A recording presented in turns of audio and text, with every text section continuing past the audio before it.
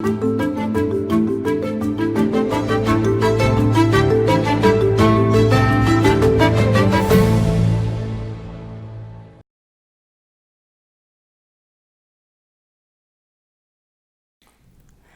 everybody. My name is Oyungerel. I'm Jeff. And we are co-authors of The Green-Eyed Lama, and we are invited to speak to American Center of Mongolian Studies to speak about how we wrote this book. But this is the second time we are talking about this book, yes. Because when we talked at the event, there was some technical difficulty and our talk wasn't recorded. So we are doing it again, just for the viewers who are following the American Center of Mongolian Studies videos online. So I think Jeff can start why we wrote this book. Don't expect us to say exactly what we said last time. This is a little bit impromptu. Why we wrote this book? Well, it goes back a little bit of history. Yeah. In the early 1920s, the Mongolian government was overthrown from within by a communist clique associated with Russia, Soviet Union. Mongolia was actually the second Soviet country. No, second communist country. Second communist country. Never was a Soviet country. It was never officially brought into the Soviet Union. It was a separate country. And in the consolidation of communist power, one of the biggest areas of resistance was the Buddhist faith. Yes. So you can pick it up. Yes. And our book, Green-Eyed Lama, is about that big purge that was conducted against Buddhists in Mongolia, but also in the Great Purge, there were many other secular people too, and ethnic Buryats and Kazakhs, etc.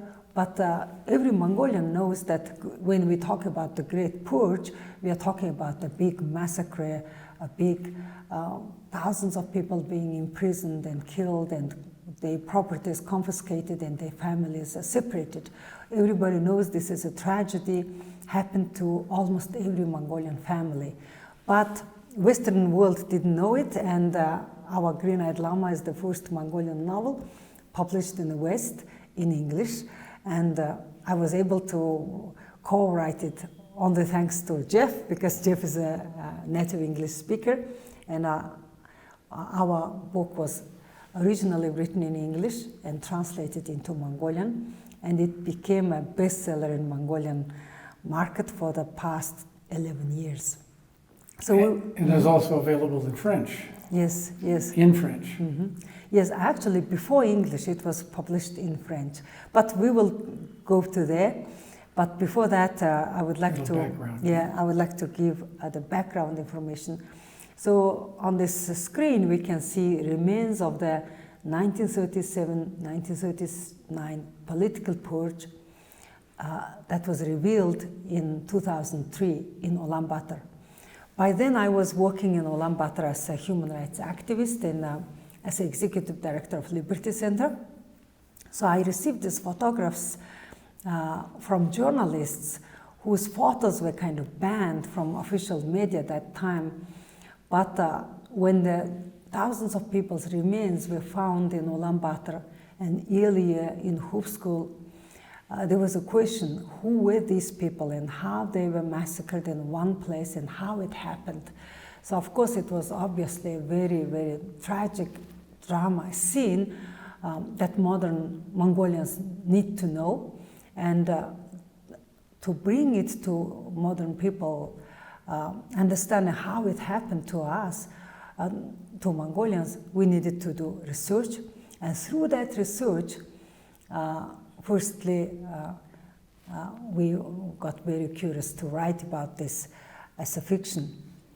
Actually, the idea of writing a book about Green-Eyed Lama came to me first in September 10, 1996, when I was working in the government house as an assistant to Vice Speaker of the Parliament, because Vice Speaker of the Parliament at that time was the chairman of the National Rehabilitation Committee, which is the committee that helped the families of repressed people. So through my office, I knew lots of researchers and lots of historians who would tell all kinds of stories about the purges. So back then, I got curious whether it really happened to my family members or not. And then soon I found out in 1997 that actually not only one person was repressed from my family, but also 6 people were tried and 5 were killed and 1 person emerged alive. So the Green-Eyed Lama is that one person who came back alive after years of purges. In the gulags. In the gulags, yeah. So you can talk about the scale of purges, yeah? Well, it was targeted at the instruction of Stalin to the then head of the state of Mongolia, Baasan. Mm-hmm. And Baasan was going to do what his political leaders behind him did not do, and as a result, they got purged by Stalin. Mm-hmm. So he instituted this national purge of anybody and that might be a opposition figure to the Communist Party. And that particularly targeted the Buddhist faith. It was seen as a contradiction to the communist ideology, and as a result had to be destroyed or co-opted or both. And over 40,000 Buddhist lamas were arrested, many were killed, Kazakhs as well in the West, Muslims. And 600 or so Buddhist monasteries and temples were destroyed in the process or converted. Some of them are around now only because they were turned into other things like granaries and so on. And so many writers and composers and so on who were considered ideological unreliables were sent off to the gulags, many for lengthy prison terms. Some were killed. 2 prime ministers were killed until they finally found Baasan, who would do the biddings of Stalin and do this national purge. Right prior to that time, in the early 1900s, Mongolia had revolted from the Manchus, established its independence, led by the Bogd-Han, who was himself a descendant of Genghis Khan. I don't think so. He was Golden Line. Yeah, he was. No, his wife was, but not okay, his wife was. I yield to an expert. Yes. I would be surprised. But he was Tibetan, I think, originally, right? Yeah. So he was a religious and political leader. But he was eradicated by the communists and set up a regime amenable to Stalin. And that meant getting rid of anybody who could be in opposition, political opposition people, and particularly the Buddhists. Yeah, so after the repression happened during the darkest period of Mongolian history, some kind of light came to our society after Stalin and Baasan both died.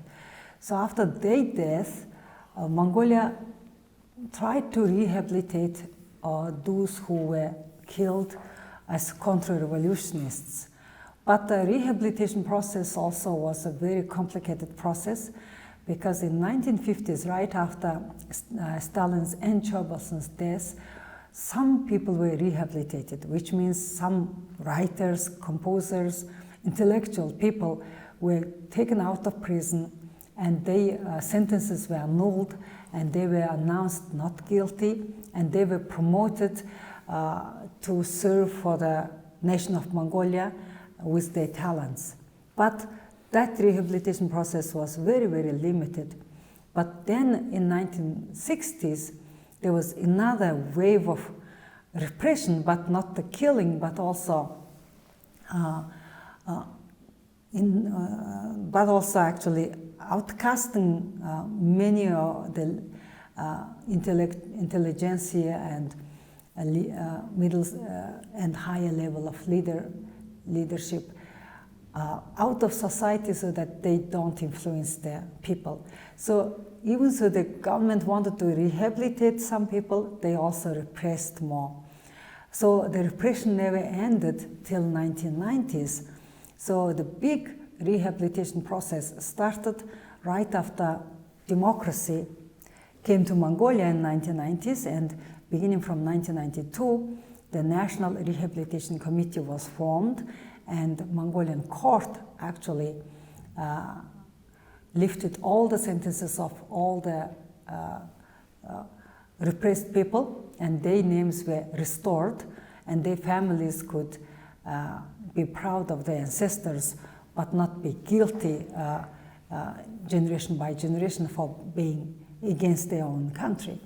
So after this rehabilitation process started in 1992, in 1996, the law was passed by the Mongolian parliament, which was the law on reimbursing families of the repressed people with 1 million tugriks, money of that time, which wasn't a small money in that time.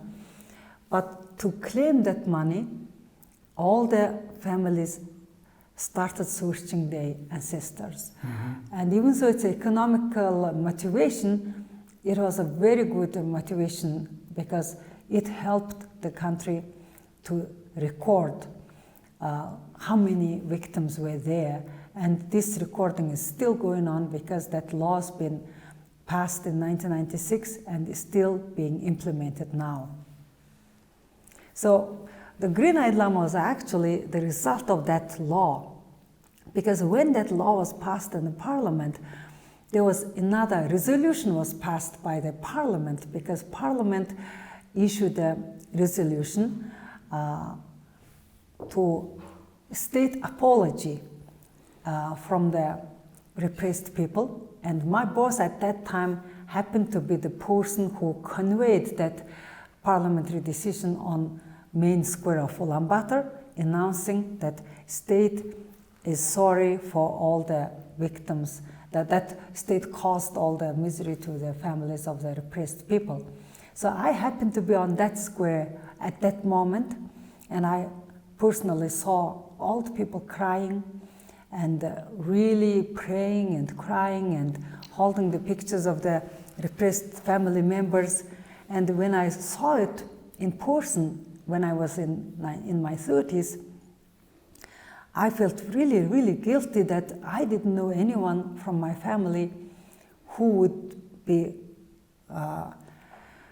who was among that repressed people. But then I took my vacation and went to countryside to meet with my grandmother, and my grandmother told me that we have many, many relatives being shot and imprisoned during that time. So I started writing a story about my grandmother and my relatives who were repressed in 1930s, but just by myself, I wrote only 32 pages in 1998. Since 1998, I never added a page till 2004. So only in 2004, when I married to Jeff, and I asked Jeff to, I told Jeff that I'm writing this kind of story. And I said, that's a fabulous story, it needs to be told. Mm-hmm. And so Yuna said, then can we write it together? And Yes. I said, absolutely, for sure. Yeah. And Yuna had done a fabulous amount of research. And she talked to many, many people who were involved and who had done research on this issue and collected so much information. Mm-hmm. And the more she collected, the more we realized how countrywide this purge was. Mm-hmm. Hundreds of monasteries and religious sites were destroyed. Thousands of lamas were killed or sent off to the gulags where they were expected to die. And as well as people who seemed politically unreliable to the communist regime. So when democracy came, when ahead of what had happened in Russia, the Soviet Union, then people could begin to start talking to each other about what had happened. Yeah. And when Yuna told me the story, and I said, oh gosh, this is a great story, it really needs to be written. and she invited me up to the area where all of this happened for her family, which is what's on the screen right now. And we were very lucky that we came that early to that site and meet with the generation that personally suffered the repression. Now, if you go there now, there will be nobody who will tell this story to us. But we were happy, we were lucky to go there on time and meet with many old people. And so many people were still afraid to tell their stories at that time. And I'm lucky that I had a brave grandmother who can tell lots of things to us, and also my grandmother's children who were still alive then and tell us many details on the repression. Later we continued our research. After we published the Mongolian book in 2008, we still continued working on our English manuscript, and on that during that time many more things could be clarified, and we visited prison sites and the Gulag sites to do more research. So you can tell some stories about meeting the Green-Eyed Lama's relatives. Green-Eyed Lama is actually the real person. Baasan is his real name. And he was your great uncle. He's my great uncle. And many people in the Green-Eyed Lama have their own real names. Some people's names are changed because of some sensitive personal stories, but the main hero of Green-Eyed Lama's real nickname is Green-Eyed Lama, real name is Baasan.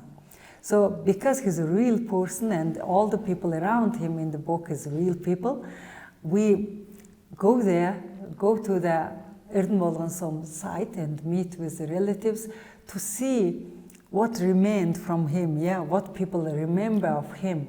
And every family, wherever we go, in every family, there is something that Green-Eyed Lama personally did for them. Because he was an artist as well as a lama, and he painted and he did various things, and of course with every generation these things get split more and more and more and more, so that more people, but each has fewer. So we tried to visit as many relatives as we could to photograph what they had and so on, to chronicle his work, and it's considerable. Also in our book there is a character. This is actually the first maybe literature in Mongolian literature that protagonist is a beautiful green-eyed person. Because green eyes are quite prejudiced in Mongolian literature before our book. And also the Buddhist Lama has never been a protagonist in any books before, any novels before. So actually it's the first novel with a green-eyed person and a Lama being a protagonist. Also it has characters like Shaman Odd, who is the real person too. And when we visited the relatives, we would visit Shaman Odd's grandchildren, and we personally saw and touched Shaman Odd's belongings. And some of his descendants are shamans today. There is another site in our book called Daindirch Monastery. That monastery was a very grand monastery on the shore of a very big river called Ur. Those who will read our book will see how it is destroyed, but we can't reveal it, Can't reveal it how it's destroyed, but it was destroyed in a very particular way that local people remember till now. So we would visit that site, talk to people, and we would check the remains of the monastery to fact check how it was exactly destroyed. In the beginning, when we didn't go to the site, we wrote as if Daindirch Monastery was burned, like with other monasteries all over Mongolia. But actually, after we wrote that and asked about it from the local people said, no, it wasn't burned. It was... They tore it down. No, it was torn down, and people will... The book will tell how it was destroyed, and people told us actually how it was destroyed. So we described that into our book. So in our book there are many brutal scenes. Arresting, kicking and killing and torturing. All those scenes We didn't compose any of those. All those scenes, somebody told us how somebody was tortured and how somebody was killed, and we used those brutal details from memories of living people who told us some things. And there was even old people staying in hospital would write their own fathers and their own tortured past, and would convey it to us through my father and through my other relatives, that we want this letter reach Jeff and Oyuna so that it can be in the Green-Eyed Lama book. And there is one hero in which he escapes on the bridge while they're crossing the Egg River. He escapes from the killing. We didn't know how he escaped, whether somebody escaped like that or not. So we never included that kind of scene before. But while we were doing this country tour, one of the escaped lamas' family members came to us and said that we want our grandfather's story be in your book. And we said, oh, your grandfather will not be our hero because our heroes are already identified. Then he said, just include it to your hero's action and include it somehow because we want to read my grandfather's story in your book. His escape story. His escape story. So we incorporated somebody else's escape story to our hero's That's why it's called a novel. That's why it's called a novel, because But it's actually true. Yes, what happened. The actions here, tortures here, and the escapes here, survival stories here are all very told to us, all based on research. But the love story is a fiction part. Maybe. Maybe it happened. Yeah, maybe really it happened. Because when I interviewed my grandmother, actually many things were unclear when she talked. She talked very scattered stories. But if we put a love in that, it would be such an comprehensive, really understandable story. And I told to my grandmother, can I put you in love with Green-Eyed Lama? And my grandmother says, oh, I wish I could read that book. so I took it as acceptance, as acceptance that she's agree that she can be a woman of a Green-Eyed Lama. But that does remind me also about this, no longer so true, but about this old prejudice against green-eyed people and blue-eyed people, of which there are some. And how when the book first came out, somebody came to you and said, oh, you shouldn't have called the title Green-Eyed, it's terrible. I'll get a shaman, we'll erase all of this, you can destroy the books and get a new title. And he said, no, he had green eyes. This is the story. He really had green eyes, and his nickname was Green Baasan, so we made it a Green-Eyed Lama. So co-writing, when we wrote it in English, all the research in Mongolian language was done by me, and all the research in English was done by Jeff. And when I wrote in English, in quite broken English, I could say. It's become quite better. And then Jeff installs his native beautiful language into this. So you can see the plot and carcass, and the story was built up on Mongolian side, from the Mongolian side, and then it was nicely written in English for the world readership. So when we co-write, we never write like that together, yeah? So we write separately. Here, now take this, now how's this, how's this? So I write my part and just give it to Jeff and forget, and Jeff continues. But Jeff told me that after so much work written in English, it was again requiring too much time to translate it back to Mongolian, but Jeff insisted that I should publish it in Mongolian first. It should be first, absolutely, and it was first in Mongolian. So I translated our book into Mongolian, and one big critics our Mongolian book is that Mongolian readers would say, this is a really interesting book to read, but it reads like a translation. But it is a translation, yeah, it is a translation. Even though I'm a Mongolian person, when I'm translating my own English writing, our own English writing, I have to use the translation kind of language. So book reads like a translated book from English in Mongolian, but our readers buy it and read it in one day or two. And there were so many young people who read and said, this is the first ever novel, I completely read it. And also lots of people read our book, refers to the last few pages where we list all the victims. In just 3 days, I think. Huh? All the victims' names, who were all sentenced and shot and imprisoned during the days where our main hero, Green-Eyed Lama, is sentenced. So in that couple of weeks, in one place, Hupskul province, Muran town, in that one place, over like 800 people were shot and imprisoned in just 1 month, just in 1 month. Yeah. So we gave just 1 month's list in the back of the book. So many of our readers find their relatives there. So after Green-Eyed Lama was published in Mongolian, I took a book tour to Hupskul province, and I reached all the way to Taiga, and I sold 11 books where there was 11 teepees only, and every teepee family bought our book.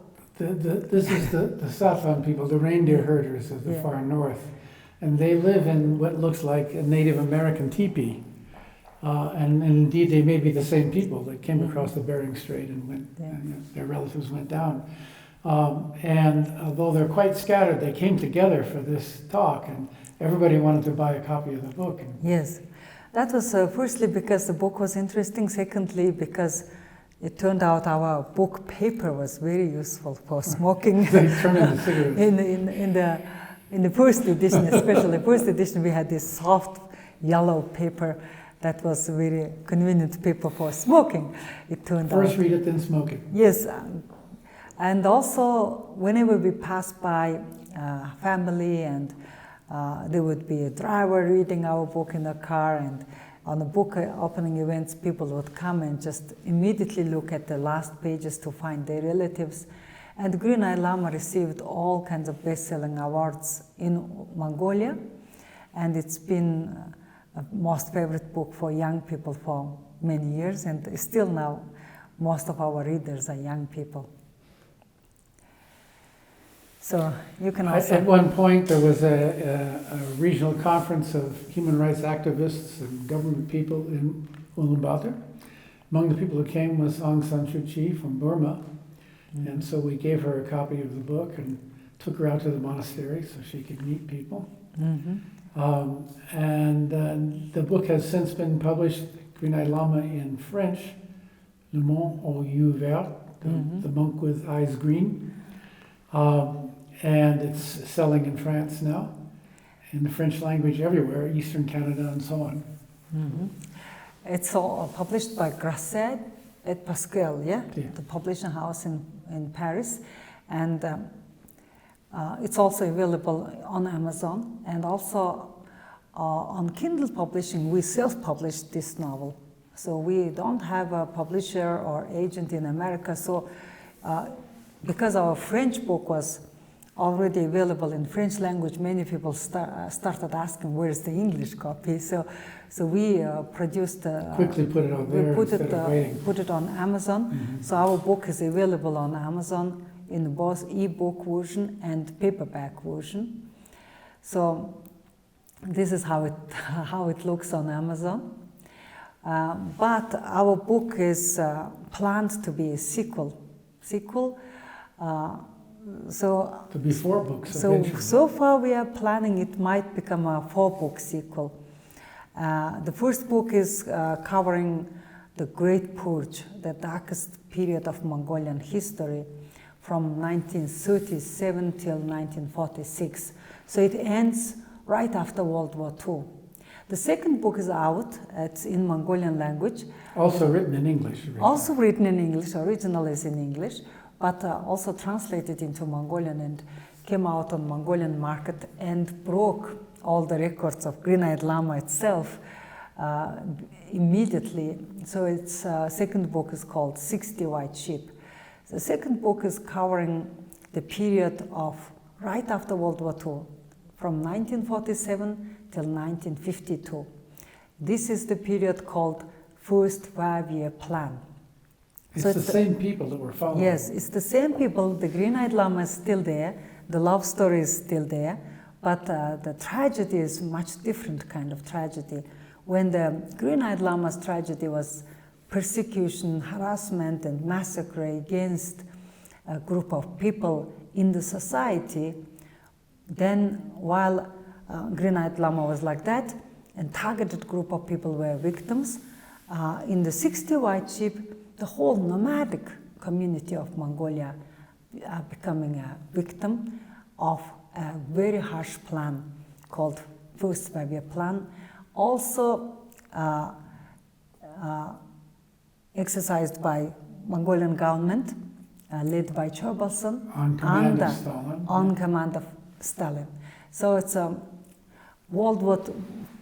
World War II, when Soviet Union Red Army came home and whole Soviet Union was hungry,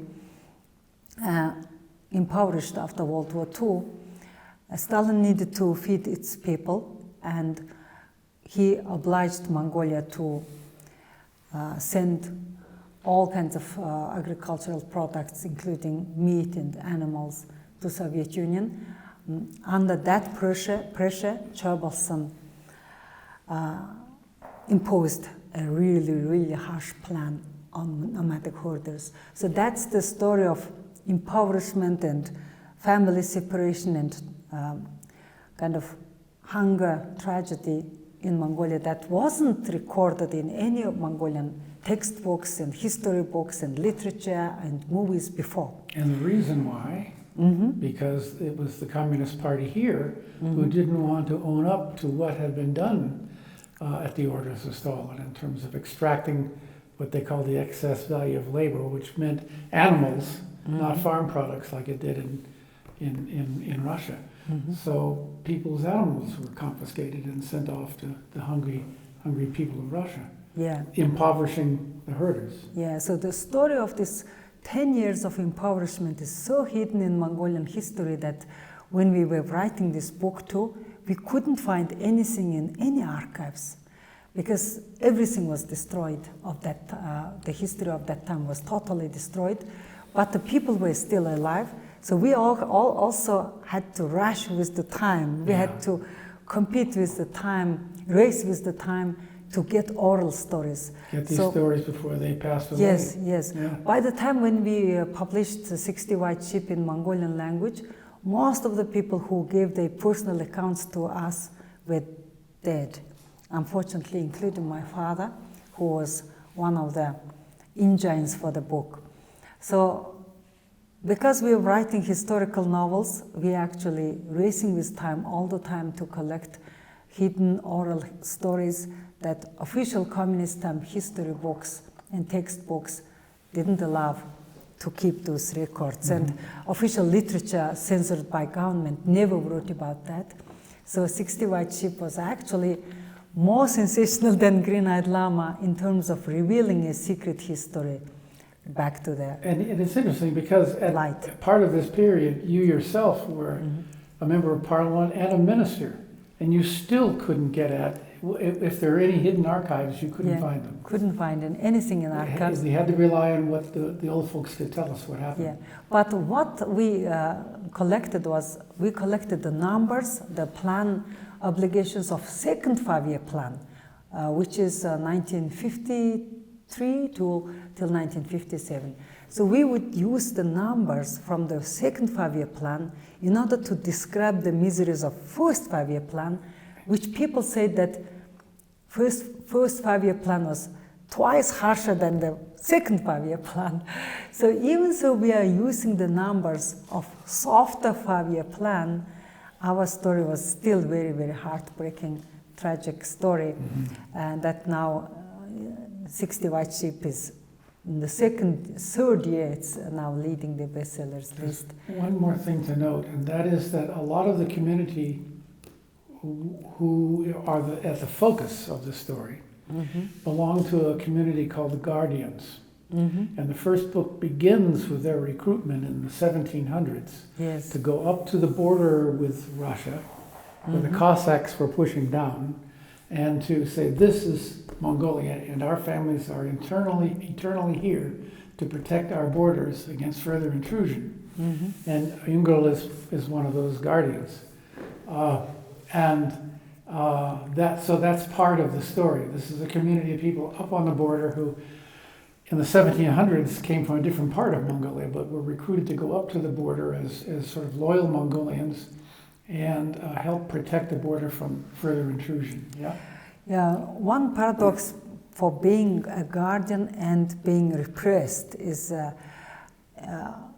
described in the Green-Eyed Lama, that those people, they themselves think that they are servant to the state all the time. They always think that even though they are regular herders, they still think that they are soldiers or they are permanent government employees. But when government comes to hunt them down, they get conflicted. They have to, whether they have to revolt or whether they have to submit, so they choose to stay loyal to the country, stay loyal to the state, and they follow all the orders, including the orders of giving yourself to repression, So this is a very sad story.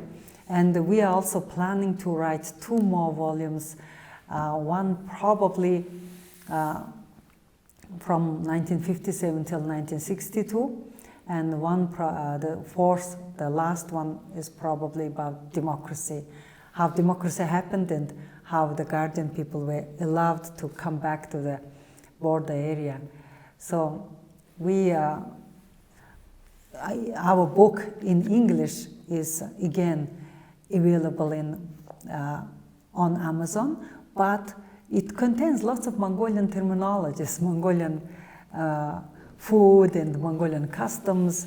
So if there is anyone who read our book and are puzzled with some of the terms, can go to our website, www.greeneyeddlama.mn. So on that website we have a long glossary of many Mongolian terms and stories, names. Some of the names are also explained. Who are they and what was their historical roles, etc. And also, if those who read our book in French can also find the French glossary in the same website. Now, when initially we had expected this to be sort of an appendix to the book, but the publishers that we talked to in the United States said, no fiction book has a long glossary of terms. And we said, but you need it to understand when they use this word or that word, what it means and what it means historically and so on. So we give you a site where you can go if you buy the book and look up these things that puzzle you, from kinds of food to historical events and so on. Yeah, I would like to conclude our talk with an explanation of this picture. This is actually painting, oil painting done by Dorj Tsedevdamba, who is my brother, but also he's been cover designer for Mongolian Green-Eyed Lama too. So in this picture, this is the Green-Eyed Lama being taken by the soldiers. Green hats, the soldiers of that time, the internal ministry soldiers of that time. These are all lamas being taken. It's from a scene in the book. From a scene in the book, and he's looking backwards at the heroine. So he's looking back at the woman he loves. So that's the kind of separation of lovers and arrest picture of that time. So it's I think this will set the main drama of this event. main drama of the book. But when the book starts, it starts with the love story. Gotcha. I think young people will like Starts that very story. peaceably. Yeah. So it's never peaceful all the end. In the middle, it becomes very.